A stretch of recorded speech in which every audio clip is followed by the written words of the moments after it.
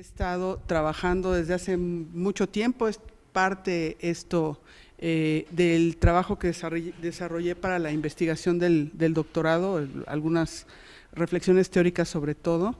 y algunas reflexiones que he realizado con mis alumnos de diseño en una asignatura que compartimos, que se llama Temas de Opción Terminal, en donde hemos reflexionado sobre la enseñanza del diseño básico. Entonces, en este caso será específicamente pues cuál es el taller, la enseñanza en el taller del diseño, pero del diseño básico.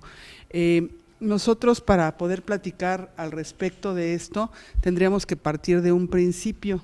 y el principio del que partimos es un principio teórico que implicaría el hecho de que el diseño obvio se basa en fundamentos teóricos, que es una cuestión que podría parecer de perogrullo, pero si no decimos eso, no podemos seguir argumentando lo que quisiéramos argumentar.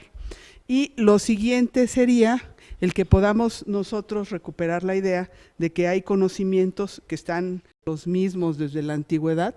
pero que hay otros que han tenido unos cambios importantes y que sobre todo al siglo pasado hubo como algunas modificaciones, tanto en las matemáticas como en la lingüística, como en la física. Entonces esa cuestión es importante que la recuperemos. Bajo esa idea, nosotros pensaríamos que una disciplina como la arquitectura pues es una disciplina que tiene miles de años, ¿no? Sin embargo, habría que pensar o tendríamos que preguntarnos en dónde están ubicados esos conocimientos que son los que están fundamentando los talleres de diseño básico. Yo alguna vez por ahí habría tenido esta idea de que la física estaría detrás, particularmente la física, porque se habla de equilibrio, se habla de movimiento, se habla de dinamismo, por ejemplo, que son algunos de los conceptos que podrían estar ahí. Sin embargo, después, al haber revisado algunas cuestiones de metafísica, me encontré con la sorpresa de que muchos de esos conceptos, más que ser físicos, podrían parecer metafísicos. Es decir, estarían basados en una cuestión filosófica. Y entonces, bueno, bajo estos cuestionamientos, sobre todo el hecho de en dónde están estos conocimientos, en qué se basan, y estos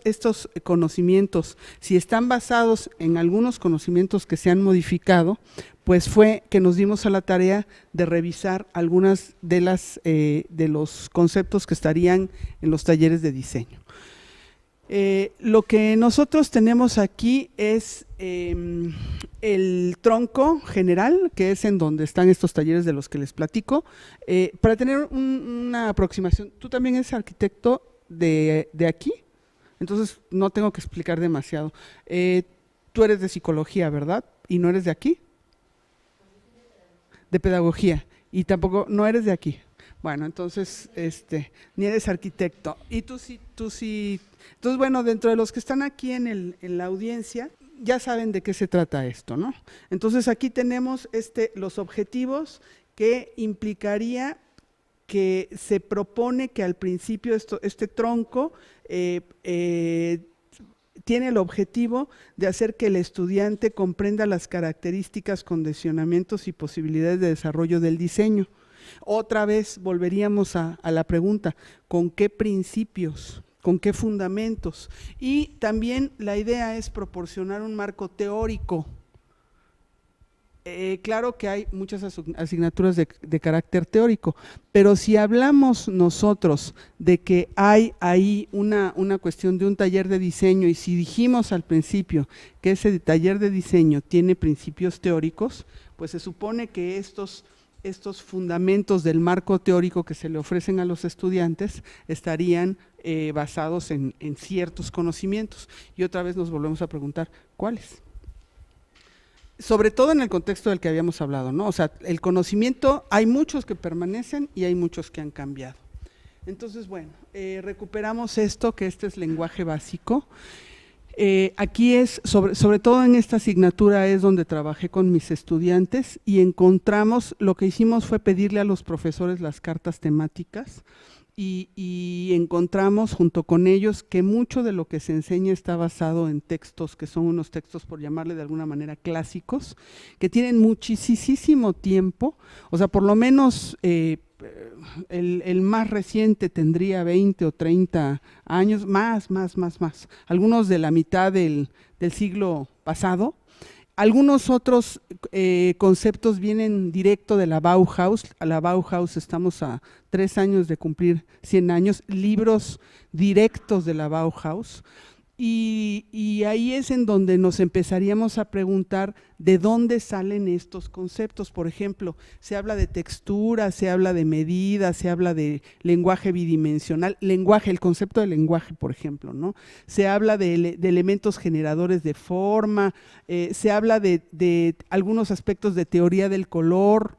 Se habla de orden geométrico, que ahí tendría que ver con geometría, con algún tipo de matemáticas, de una estructuración de espacio y de alguna cuestión que tiene que ver con comunicación y una parte específica que sería semántica. No quiero criticar el plan de estudios, o sea, ni tampoco voy a revelar verdades, ni tampoco voy a tirar netas, ni mucho menos. Más bien, lo que estoy pretendiendo hacer con ustedes es compartir muchas dudas que tengo y la idea de que por ahí se podría reflexionar en generar como muchas cuestiones sobre las que se puede trabajar, ¿no? Entonces, bueno, bajo el análisis de esto,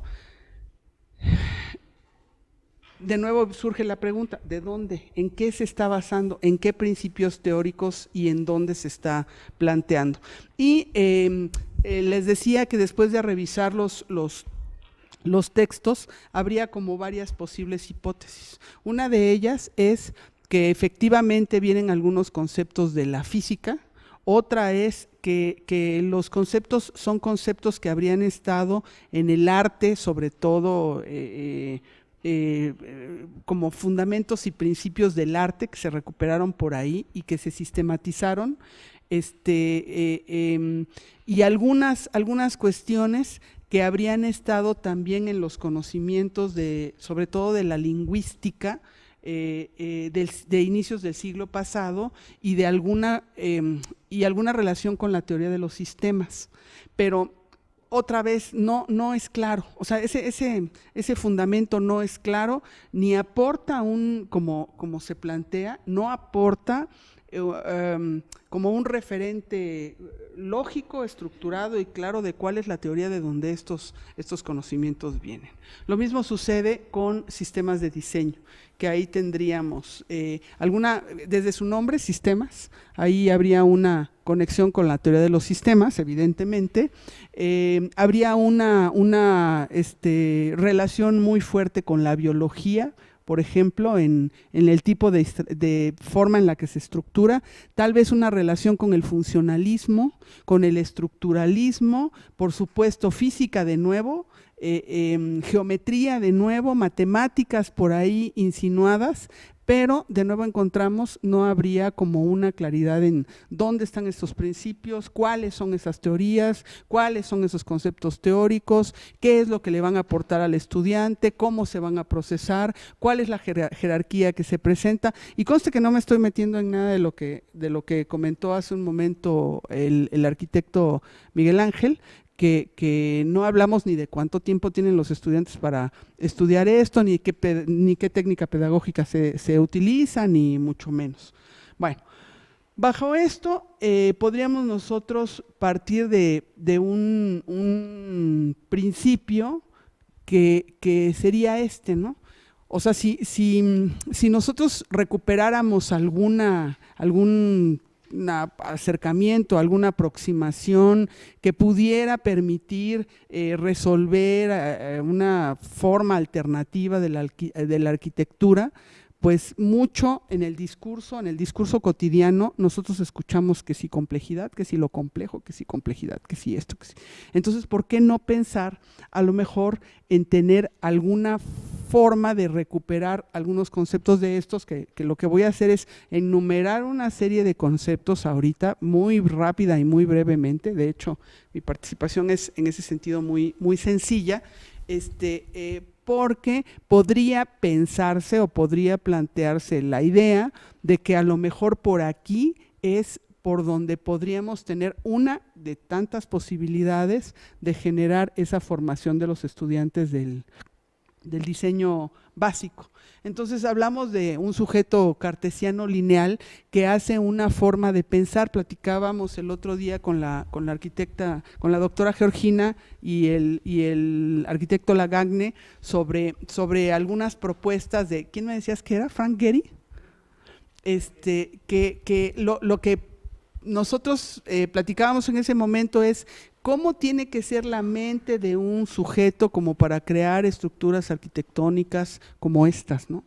Definitivamente no lineal. El arquitecto decía, definitivamente no basada en esos elementos modulares y lineales que podrían haberse considerado clásico en el funcionalismo. Se alejan absolutamente. ¿Qué necesitas para crear un sujeto que pueda pensar de esa manera? Pues tienes que hacer que sea un sujeto no cartesiano, no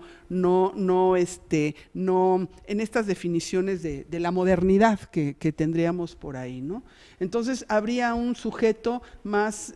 fragmentado, histórico, social, que tiene una trama de entrecruzamientos de fuentes de información histórica, política, cultural y psicológica, que tiene una serie de aspectos étnicos que reconoce y sociales que reconoce y de los cuales es consciente,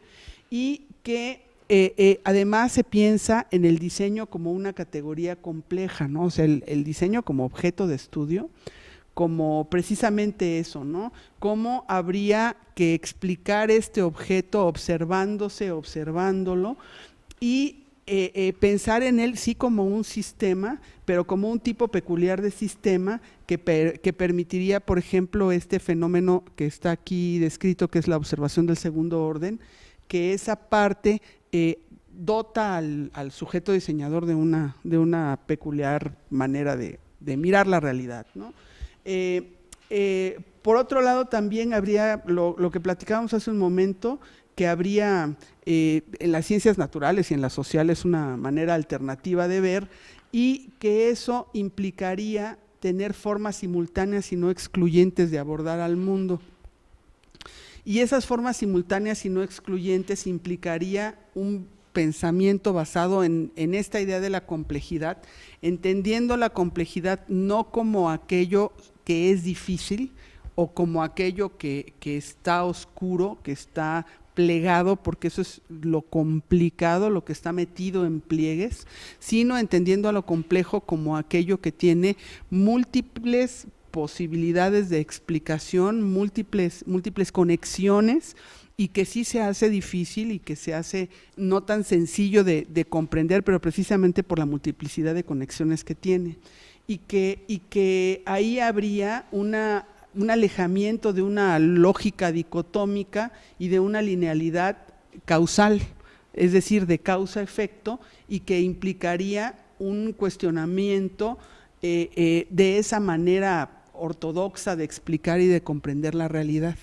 Y esa parte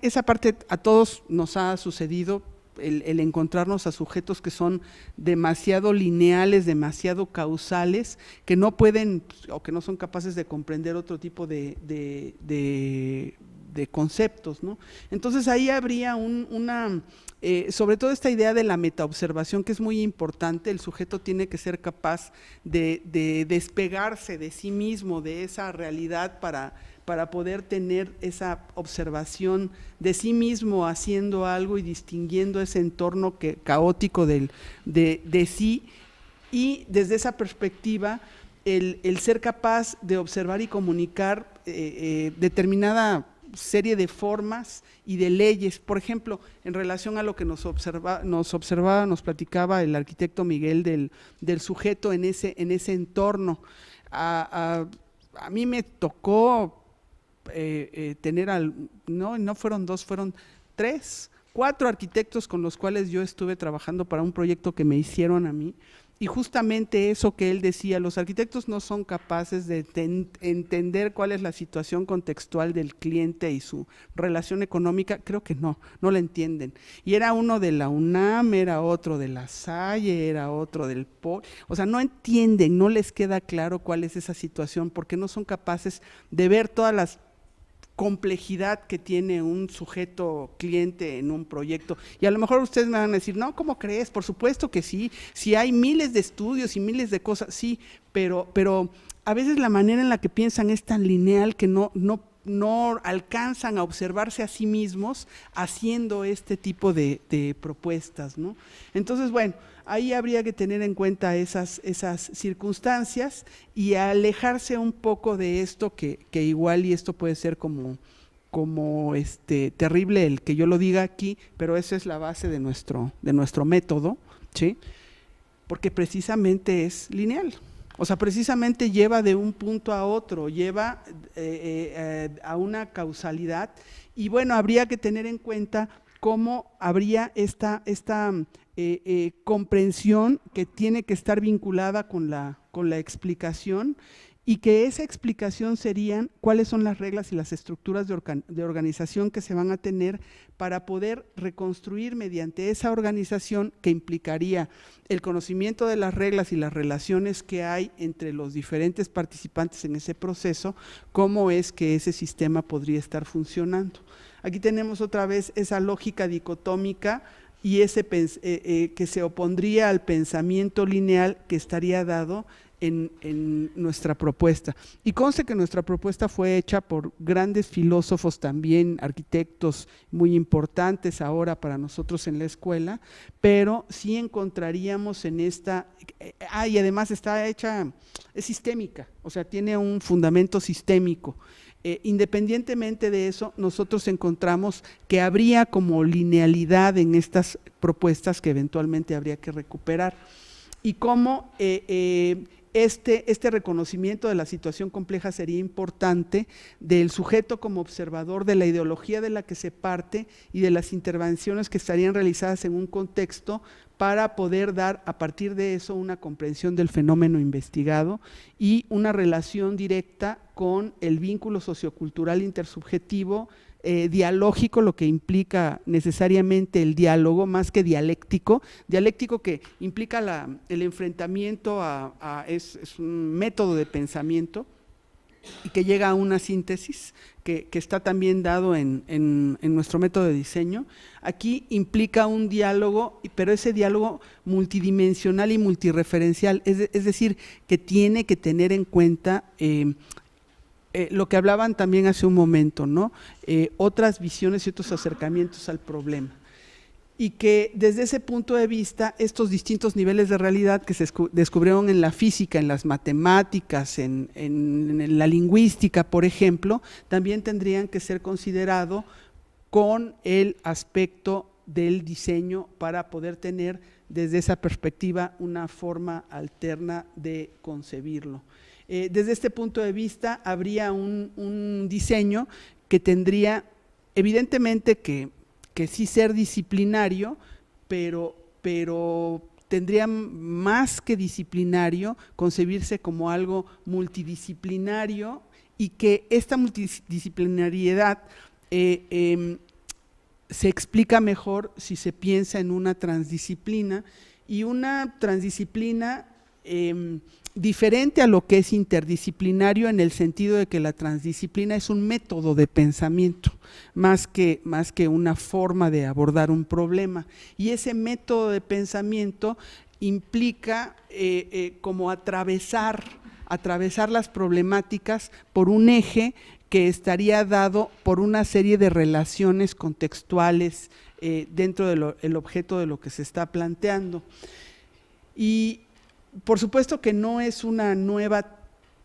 teoría, sino que sería una forma de hacer las cosas más que una nueva teoría. O sea, no es un método diferente, sino que sería justamente tener en cuenta esta forma en la que se tendría que dialogar con diferentes disciplinas, con diferentes sujetos, cosa que ustedes me pueden decir se hace, sí, pero habría que tratar de generar este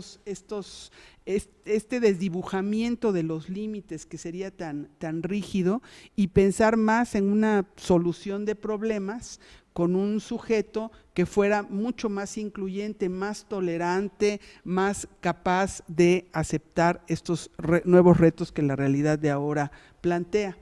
Entonces, bueno, ahí en ese sentido ya no se pensaría tanto en un taller de diseño que tuviera en cuenta las áreas que se tienen ahora, sino pensar un diseñador que pudiera tener en cuenta estos ejes transdisciplinarios. O sea, en lugar de que los talleres fuesen orientados por objetos, que fuesen o por no sé, en arquitectura no estoy muy enterada cómo los dividen, pero supongo que debe ser hospitales, casas, espacios de diversión, externos, urbanismo. En lugar de pensar eso, pensar en núcleos problemáticos, o sea, la arquitectura política, arquitectura científica, pero como problemas que se presentan, que pudiera dar arquitectura de entretenimiento o de arte, más como una problemática que como un objeto, y eso podría tal vez dar una alternativa. Insisto, esto sigue siendo como una sugerencia, ¿no? Entonces, ese método, que es la transdisciplina, permitiría una comprensión determinada de la realidad para poder tener al diseño como un problema macro compuesto por múltiples relaciones con diferentes sistemas. Por ejemplo, pensando en política y diseño, pues evidentemente ahí hay múltiples elementos que se pueden resolver. Y que sí tendrían objetos como pudieran ser espacios urbanos, casas, etcétera, pero que a lo mejor podrían encontrarse otro tipo de soluciones en esas disciplinas que se resuelven y que se abordan, ¿no? Y ahí habría una serie de ejes que han sido desarrollados por la doctora Julieta Haidar en su método y que podrían tenerse en cuenta para una formación de conceptos que podrían enseñarse en el diseño básico y que esos conceptos que se hacen, por ejemplo, hablar de la arquitectura política, que el arquitecto Bárcenas tiene ahorita un libro ahí que estaba yo observando, podría permitir comprender una formación ideológico hegemónica de un diseñador que probablemente, si yo lo enseño con esto al principio, la mentalidad que podría tener es una mentalidad distinta a que si le pongo a repetir ejercicios que siempre son iguales, que por lo menos yo desde que tengo la noción de Exposiat, parecería que esas vitrinas del diseño básico se repiten y se repiten y se repiten y se repiten y parecen los mismos ejercicios. Entonces, si yo les digo, a ver, vamos a ver ahora procesos de interdiscursividad con la forma, ¿qué significa procesos de interdiscursividad de la forma? ¿Y qué me daría como resultado eso? Pues para poder generar esta serie de propuestas tendrías que tener una forma de ver la realidad que pudiera ser alterna y que tuviera en cuenta estos aspectos, ¿no? O sea, cultura, historia, sociedad, aspectos cognitivos, simulacros, aspectos psicológicos, psicoanalíticos, que te van a dar como resultado un juego con formas. Y entonces, a lo mejor, tal vez en ese sentido, podemos lograr una manera de pensar que pudiese ser un poco diferente a que si yo sigo con el equilibrio, la posición, la dirección y la forma, ¿no? Entonces, bueno, ahí habría que tener en cuenta este paradigma que implica apropiarse de unos términos y de unos conceptos alternativos y teóricos que son diferentes a los que estarían al principio y que tendrían como estos ejes, ¿no? La circularidad, la autorreflexividad, la autorreferencialidad, la escasa relación entre causas y efectos, la capacidad de avanzar y de retroceder en lo que se considera lo no lineal, ¿no? El eje temporal que pudiera estar alternado, la rizósfera que tendría que ver con las múltiples conexiones. Esta es una metáfora de un autor que recupera esta idea de multiplicidad de conexiones, en lugar de pensar, si eso es esto, entonces esto, y esto, y esto, y te lleva aquí, acá. Entonces, habría que tener esta capacidad de mirar de una manera distinta, de tener múltiples conexiones, de considerar que el diseño es algo no predecible, que los desarrollos son fragmentados y que son imprevisibles, y que desde esa perspectiva podríamos de alguna manera alejarnos de esa manera lineal de pensar el diseño y poder tener una propuesta tal vez ambigua, polisémica, equívoca, isomorfa, que tenga en cuenta diferencias y distinción del sentido entre elementos significantes y que implicaría una conexión más cercana a la matriz cultural que tiene el discurso del diseño, de la política, de la comunicación, de todos estos elementos desde una perspectiva, y que implicaría, por supuesto, simetrías recursivas, que implica tener en cuenta cuáles son las similitudes y de qué manera esas similitudes podrían estarse repitiendo y en qué momento hay quiebres y que esos quiebres van a dar lugar a bifurcaciones y a lo mejor el pedirle al estudiante, piensa tú en simetrías recursivas cuando proyectes o en bifurcaciones o en un imaginario social cuando proyectes tu trabajo, pues tal vez eso nos dé como respuesta una forma como más acorde a un diseño que nos lleve a una salida distinta, ¿no? Entonces, si el diseño se considera complejo, porque yo los escuchaba por ahí hablar de complejidad, pues se requiere de un observador complejo y ese observador tendría que estar libre de ataduras de modelos lineales y causales del funcional estructuralismo, y estos estaban impuestos en objetos de diseño, no solo en el objeto de diseño, sino también en el diseñador. O sea, no se puede pensar en llegar a tener un diseñador que haga estas propuestas alternativas cuando lo coercionas, cuando le exiges que repita, cuando le pides toneladas de tareas inútiles y absurdas que nadie sabe para qué sirve tener a la gente sin dormir, cortándose las manos, literalmente arrancándose cachos con los cúters. Yo los he visto así perder pedazos de dedo,